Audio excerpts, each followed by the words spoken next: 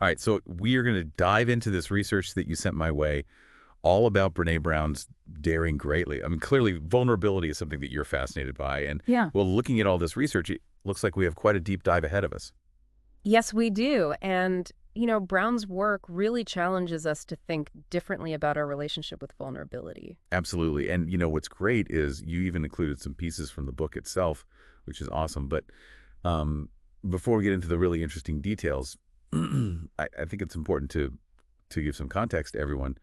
Brene Brown, she's a shame and vulnerability researcher. And that's pretty unique, isn't it? Yeah, it is. And her research journey is really interesting, too. I mean, it's not like she just woke up one day and decided to study vulnerability. Okay, so tell me about it. How did she end up in this, well, I guess fascinating, but maybe a little uncomfortable field?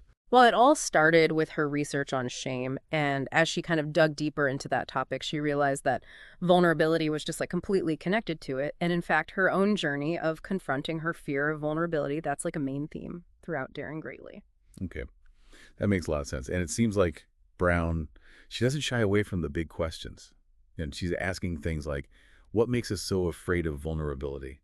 And how do we protect ourselves from it? And at what cost? And then ultimately, how can we actually embrace vulnerability to live more authentically and, just more fulfilling lives? Yeah, you got it. And what I find so interesting about Brown's work is that she doesn't just come at these questions from an academic perspective, but also from a really personal one. Yeah, She shares her own struggles with vulnerability, and I think that's what makes it so relatable and impactful. totally. And, that's what makes her work so great. It's not just theory, it's real life. And speaking of real life, you highlighted this idea of a scarcity culture that Brown talks about. And I have to say, this really resonates with me. That feeling that we're never good enough or we never have enough. Yeah, it's a feeling that's everywhere, isn't it? And it drives so much of our behavior. I mean, we're always comparing ourselves to other people, Mhm. trying to reach this like ideal that you can't even really attain, and then feeling terrible when we fall short. It's exhausting. And this actually, kind of makes me think of how Brown talks about narcissism, or at least our perception of it. I remember this really hit me. This concept that what we think of as narcissistic behavior might actually be coming from this really deep shame and insecurity. It's like people are overcompensating for not feeling good enough. That is a really good observation. And Brown uses this funny story to show this point, something about swinging a cat and narcissism. I saw that you highlighted that part. Yeah, during one of her talks, someone asked her, what's causing so many people to become narcissists? And she blurted out, yeah, you can't swing a cat without hitting a narcissist. And, she meant it to be funny.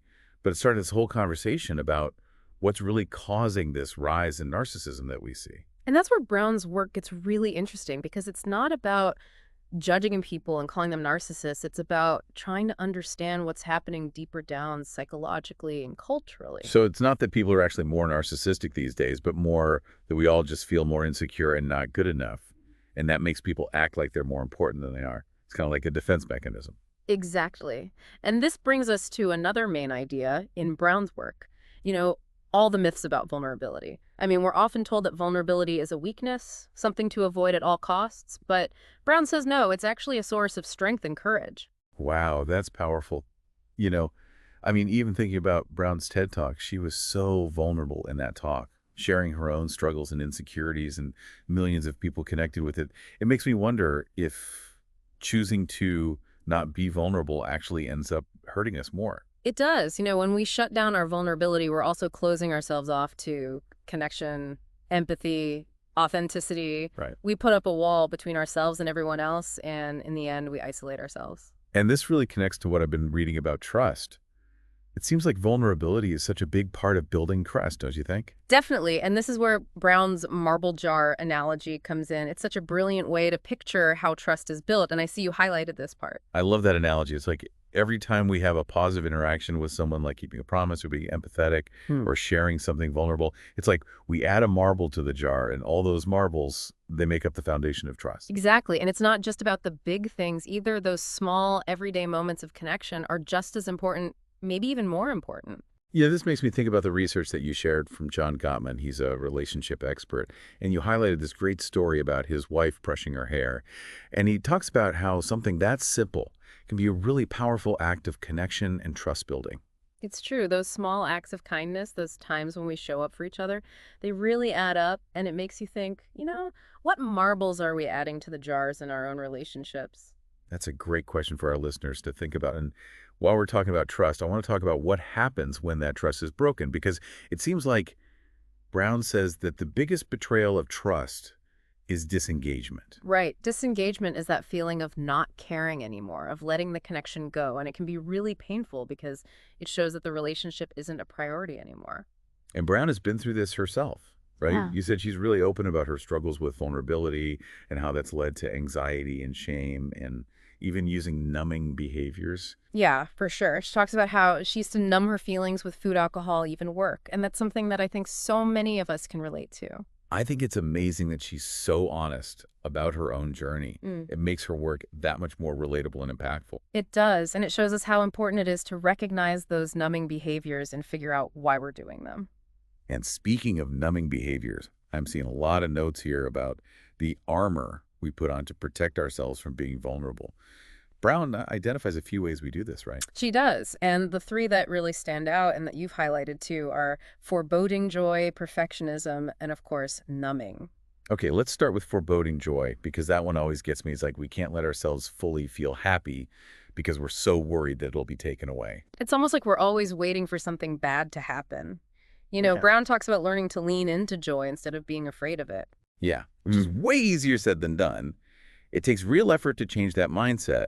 And then there's perfectionism, which seems to be a really common type of armor, especially in this never enough culture we live in. It is, and perfectionism is tricky because it often looks like something good, like wanting to be really good at something or doing your best. But Brown says that perfectionism is really about fear. Fear of what?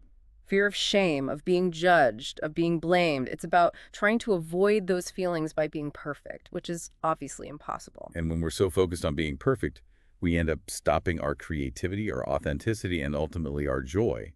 I love how Brown uses the analogy of the tattered box to explain that. Oh, right. The tattered box. One of Brown's colleagues, Nick, he uses this metaphor to describe the world of art. He says it's like we're all trying to make our lives fit into these neat, perfect categories, but the truth is we're all just like tattered boxes filled with a bunch of messy, imperfect stuff. I love that it's such a good reminder that our imperfections are what make us human, what help us connect with each other. Exactly. And it's in those imperfections that we find our real beauty and strength. So we've talked about foreboding joy and perfectionism, but we can't forget about numbing, which is something Brown goes into a lot. And what's interesting is that numbing can look like so many different things. It can. It's not just about using drugs or alcohol. It can be anything we use to avoid feeling our feelings, working too much, shopping too much, spending hours on social media. It's about disconnecting from how we feel. Exactly. And even though it might make us feel better for a little bit, it just makes the problems we're trying to avoid even worse. Because it keeps us from dealing with the real reasons why we're hurting. Exactly. And this leads us to another really important part of Brown's work, shame resilience. She says that we need to learn how to deal with shame to understand it and ultimately overcome it. Which is where those annoying shame gremlins come in, right? Ah, yes. Like, Shame gremlins. Those are the voices of self-doubt that tell us we're not good enough, not smart enough, not worthy enough. Everyone's got them, but Brown says we need to name them, figure out where they're coming from, and then challenge them. Exactly. It's about knowing the difference between shame, which is I am bad, and guilt, which is I did something bad. And you pointed out a really powerful story that shows this difference, Brown's encounter with a man who felt like he was really good at shame. Oh, yeah. That one was powerful. He couldn't understand why his wife was so excited to go to Brown's talk because to him, talking about shame and vulnerability seemed like the worst way to spend an evening. He even said he couldn't imagine anything worse. Right. But what's amazing is that after listening to Brown, he realized how much shame was affecting his life and his ability to be vulnerable. It's incredible how powerful those moments of realization can be, and it shows how Brown's work can help us face those inner demons and learn to be resilient when it comes to shame. Absolutely. How? And that resilience is crucial for embracing vulnerability and living a more wholehearted life, which is an idea that Brown talks about all the time in her work. It is. And speaking of wholehearted living, one of the things that really jumped out at me from your notes was Brown's exploration of the Viking or victim mentality. Right, the Viking or victim. It's such a good way to describe that win-lose approach to life that so many people get stuck in, wouldn't you say? Oh, for sure. It's this idea that we have to dominate or conquer or be conquered. And it's really harmful for men because it stops them from connecting and being vulnerable. Because it tells them they can only be one or the other, the strong, silent Viking or the weak, vulnerable victim. Yeah, and you marked a few stories that really show this so clearly. There's the one about the man whose wife told him, I didn't sign up for this. She was talking about how emotionally detached he was. And then there's the story about the executive who felt like he had to shame his employees to be seen as a strong leader. Both of those stories really show how much this mentality affects relationships and our ability to truly connect with other people. Yeah. It's a sad cycle that just leads to more shame and disconnection. And it's a cycle that we can break by questioning this mentality and realizing that true strength comes from vulnerability and connection. So it's not about being a Viking or a victim. It's about finding a way to make vulnerability part of our lives in a healthy and real way. Exactly. And this leads us to something that's really relevant to you considering all the research you sent me about parenting. Brown spends a lot of time in Daring Greatly talking about the challenges and rewards of what she calls wholehearted parenting. And it seems like she emphasizes how vulnerability is at the very core of family life, shaping both our biggest joys and our deepest fears. Absolutely. And she's really open about sharing her own experiences and struggles as a parent, which makes what she says even more relatable and helpful. Especially for parents who are trying to raise kids in a world that often feels so uncertain and unforgiving. It's not easy, and one of the things that Brown challenges is this myth of the good parent and the bad parent. Yeah, instead she focuses on how important it is for parents to be engaged, to be present and attentive and willing to make mistakes and learn from them. Exactly. It's not about being perfect. It's about being there for our kids, both when they're happy and when they're struggling. And it's about showing them what vulnerability and authenticity look like. Exactly. And this brings up another important concept that you highlighted, fostering a sense of belonging in children. This is so important in parenting. It's about making a space where our kids feel accepted and loved for who they are, not for what they achieve or how they perform. Right. And Brown makes it clear that belonging and fitting in are not the same thing. You know, you actually have a great quote from some middle schoolers that explains this difference perfectly. They said, belonging is being somewhere where you want to be. And they want you fitting in as being somewhere where you really want to be, but they don't care one way or the other. Wow, that's such a powerful way to say it. And it shows how important it is to create spaces in our families, schools, and communities where people feel truly seen, heard, and valued for who they are. And I think this means we have to be vulnerable ourselves to show our kids that it's okay to be imperfect, to make mistakes, and to learn and grow along the way. Absolutely. And this all goes back to the marble jar analogy we talked about earlier. When we're present and attentive, when we're vulnerable with our kids, we're adding marbles to the jar. We're building that foundation of trust and connection that they need so much. And on the other hand, when we're distant, critical, or judgmental, we're taking marbles out of the jar. We're breaking down that trust and connection. That's a really important point. We need to be careful about the messages we're sending our children, both with our words and our actions. And I think this applies to all our relationships, not just parenting. Definitely. Well, this has been such a rich and thought-provoking conversation so far. It feels like we've just started to explore Brown's work, but I can already feel the impact of her ideas. Me too. And I'm excited to keep going in our next session. Me too. We'll be back soon to continue our deep dive into Brené Brown's Daring Greatly. Until then, dear listener, keep those marble jars full. And keep daring greatly. Welcome back, everyone. It feels like we just scratched the surface of Brené Brown's Daring Greatly and this whole idea of embracing vulnerability. That's just so much to unpack. I agree. It's such rich material. And as we go deeper, I think it's really interesting to look at all the ways we as humans try to avoid vulnerability. Yeah, we talked about some of the big ones like perfectionism and numbing, but I'm curious about some of the less obvious tactics you flagged, a few interesting ones in their research, right? I did one that really stood out to me is what Brown calls floodlighting. Floodlighting. That sounds intense. What exactly is that? So basically, it's when we overshare personal stuff way too quickly, especially with people we don't know that well. Okay, we've all been there. When someone does that, it can be a bit much, especially when you're not sure how to react. It can feel like someone's suddenly shining a spotlight on you and you haven't had time to adjust. Brown's research suggests that even though people might be trying to connect when they do this, it usually backfires. I can see why it can feel like they're crossing a line. Exactly. Vulnerability is about sharing at the right time with people who have earned the right to hear our stories and who can actually handle it. That's a really important point, and it makes me think about how vulnerability has to go both ways. It's about giving and receiving, not just dumping all our emotional baggage on other people. Absolutely. We need to think about how our sharing affects the other person. And speaking of navigating that tricky dance of vulnerability, you also pointed out another interesting defense mechanism, serpentining. Ooh, serpentining.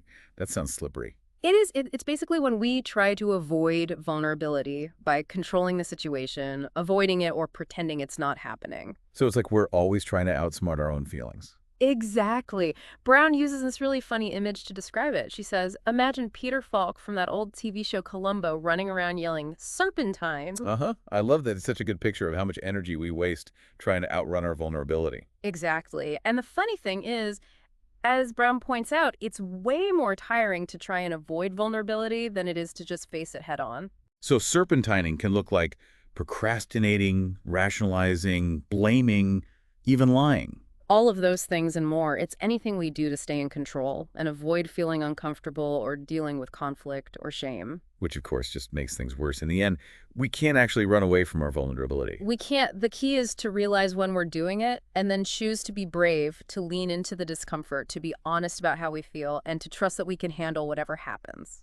That reminds me of something else you highlighted in the research, the importance of shame resilience, especially when it comes to getting feedback.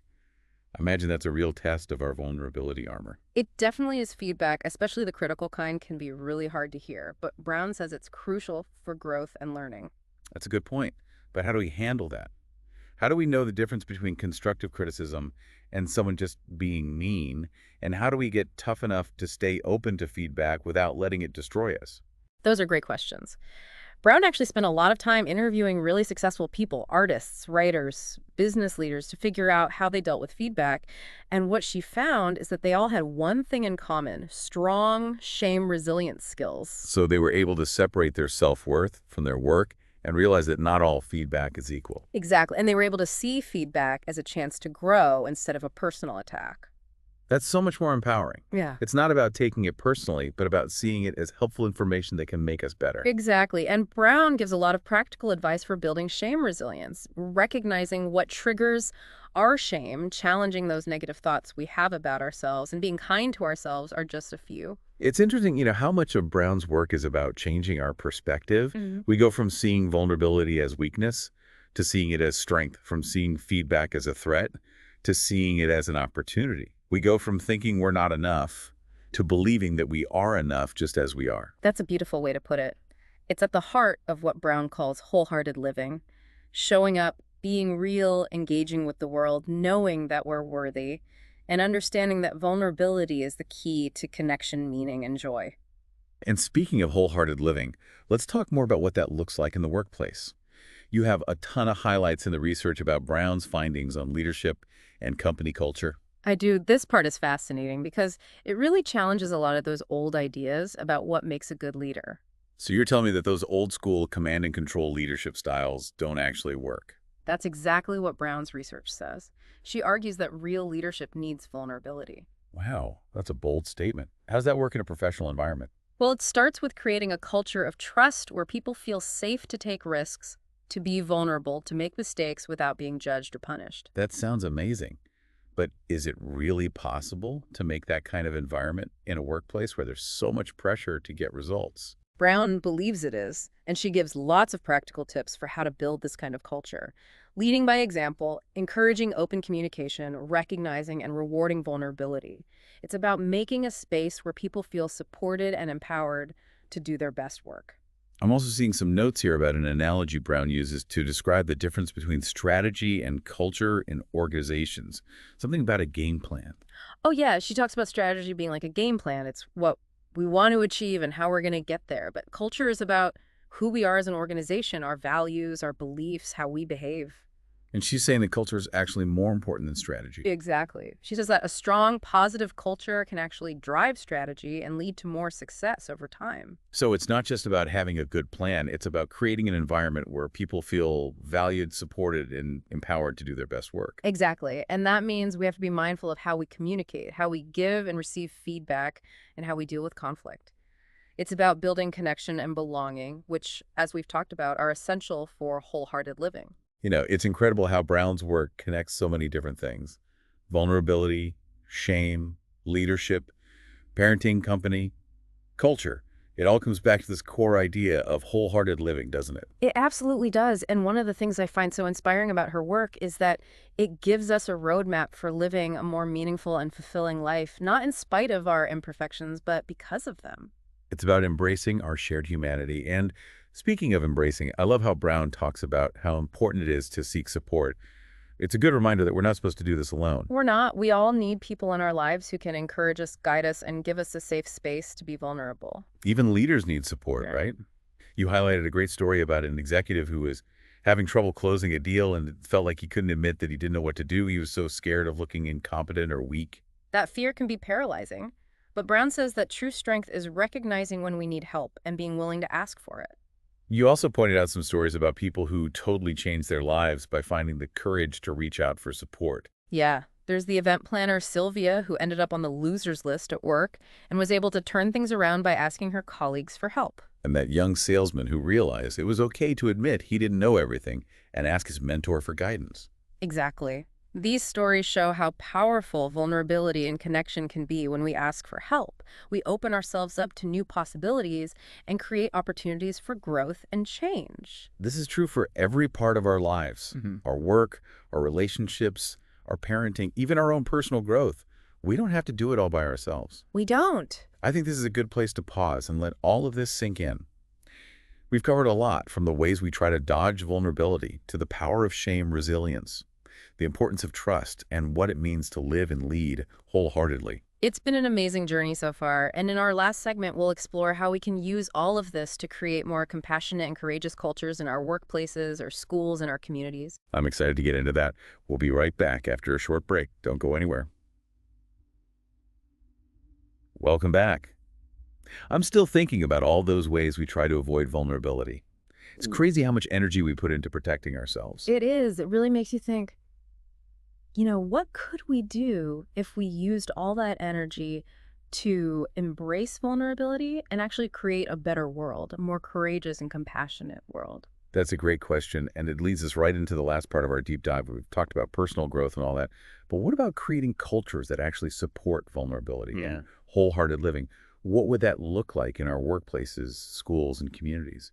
Brown's research has some really interesting ideas about that. She says it all starts with recognizing that vulnerability, connection, and belonging us, those are the foundations of a healthy culture. And of course, getting rid of that whole scarcity culture that's always telling us we're not enough. Exactly. We have to make environments where people feel safe to be themselves, to take risks, to mess up, and to learn from each other. Places where they're valued and appreciated for who they are, not just for what they achieve or how well they fit in. Exactly. Brown calls this rehumanizing our cultures.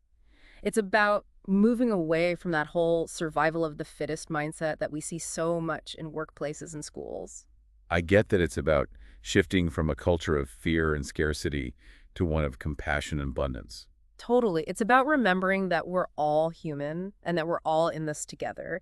And it takes a different kind of leader, someone who embraces vulnerability and helps others do the same. So it's not just about changing the rules and structures, but also about changing how we think and act. It's both. We need leaders who are willing to be vulnerable themselves, to be real and empathetic, and to create spaces where everyone feels like they belong. And this applies to parenting too, right? Mm. We have to create that same kind of culture at home. Absolutely. We need to show our kids what vulnerability looks like, encourage them to talk about their feelings, and help them learn how to deal with shame in a world that often tells them they're not good enough. You know, it's amazing how all these ideas, vulnerability, connection, belonging, courage, compassion, they're all connected. It's like they're all part of the same thing, the idea of wholehearted living. That's a beautiful way to put it. It shows how interconnected all these concepts are.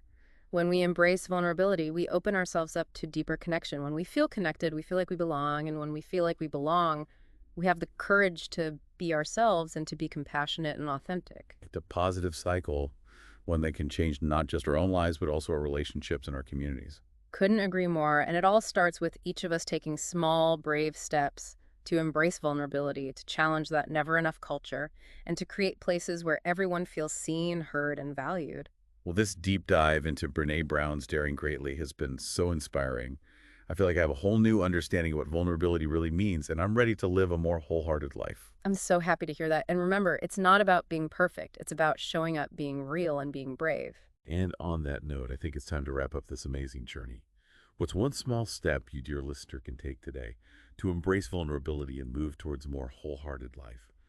Think about that as you go about your day and remember you are worthy of love, belonging, and connection, just as you are. Thank you for joining us on this deep dive into daring greatly. We'll see you next time for another exciting exploration of ideas that matter. Until then, be brave, be kind,